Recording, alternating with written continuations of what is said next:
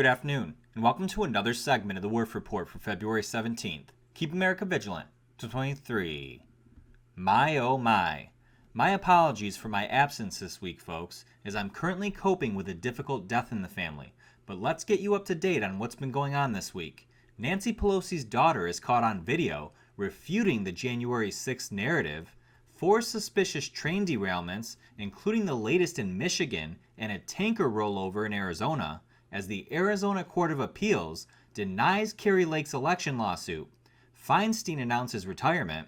Idaho passes a bill to move the Idaho-Oregon border to save several counties in Oregon from leftist rule. A ballsy move by the Arizona legislature on an election bill that bypasses the governor, and an update from Project Veritas on the status of James O'Keefe. First to Van Buren, Michigan, where at least 6 cars were off the tracks yesterday after yet another derailment, with 1 car carrying hazardous materials. At this writing, it's being reported that there is no sign of leakage or damage to the car with hazardous materials. This follows 2 derailments on Monday, one in Montgomery, Texas, where a truck collided with a train causing it to derail, and another in Enoree, South Carolina. On February 3rd, about 50 cars derailed, 10 carrying hazardous and carcinogenic materials in East Palestine, Ohio.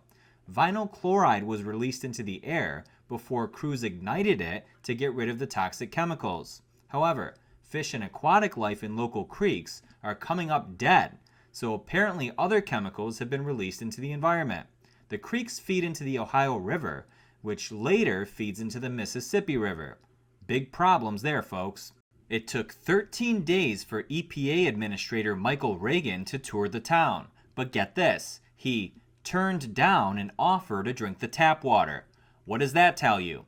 This may be the conspiracy theorist in me, folks, but something doesn't sound right about all this. There may be a number of train derailments on a regular basis, but not specifically involving those carrying hazardous materials. And here's something else. CCTV footage shows the Norfolk Southern train with its axles on fire miles before the derailment, perhaps even 40 minutes before. Take a look.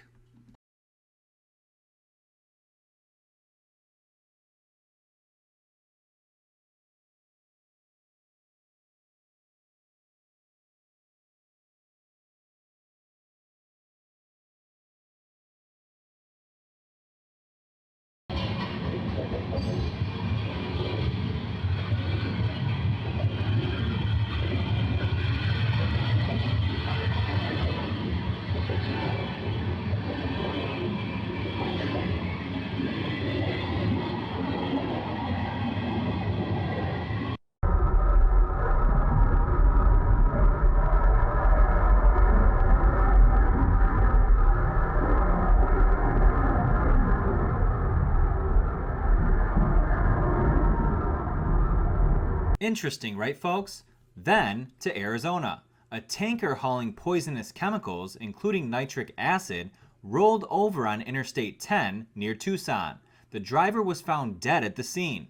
Residents were evacuated and told to shelter in place. Arizona State Senator Justine Wadsack stated, quote, "I'm hearing from constituents in the area who are currently experiencing respiratory issues, including coughing, wheezing, and difficulty breathing.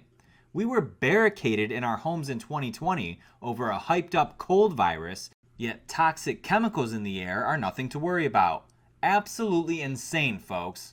Also out of Arizona, the State Court of Appeals has denied Kari Lake's election lawsuit, saying Lake failed to provide, quote, "clear and convincing evidence of voter fraud." However, these judges have set the burden of proof in this case higher than it actually is. Lake plans to appeal to the Arizona Supreme Court next. The Arizona Senate Elections Committee, however, is fighting back in a different way ahead of 2024 by passing a Senate concurrent resolution setting official requirements for the use of electronic voting machines in the state, which completely bypasses the governor and forces the hand of the Secretary of State. The Strike Everything Amendment requires all levels of production to occur in the United States, making source code available to the public and requiring the Secretary of State to post ballot images, chain of custody documents, and log files on their website within 24 hours after polls close. The resolution now goes directly to the Secretary of State rather than the governor, per the Constitution giving the state legislature plenary authority to oversee elections. If the Secretary of State refuses to comply, the legislature can sue. Finally, a state legislature that's doing its job. Lots of work to be done before 2024, folks. Get cracking. Next, to Nancy Pelosi's daughter, Alexandra Pelosi, who is filming an HBO documentary on January 6th. She's now caught on video during a meeting with a January 6th defendant she wanted for the documentary, saying the insurrection narrative was nonsense and that the DC courts are too biased to hold fair trials, even going as far as to say that if the venue was moved, he would get off. And get this, she agreed to be recorded. From this point on, we're not allowed to say or show you what we're about to on this platform, or we'll almost certainly be punished for it. For those of you that have been with us from the beginning, you know that YouTube had previously labeled our content as, quote, harmful to the public, and nearly banned us permanently on at least 2 separate occasions. So please, join us for the rest of this segment at thewerffreport.com, where we can say exactly what we want without fear of censorship, suppression, or the banning of our account for only $1.99 a month or $15 a year. And for all the trolls out there that don't like our business model, no need to comment. Just keep scrolling. We clearly have our reasons. For everyone else, your support helps us do what we do. See you there.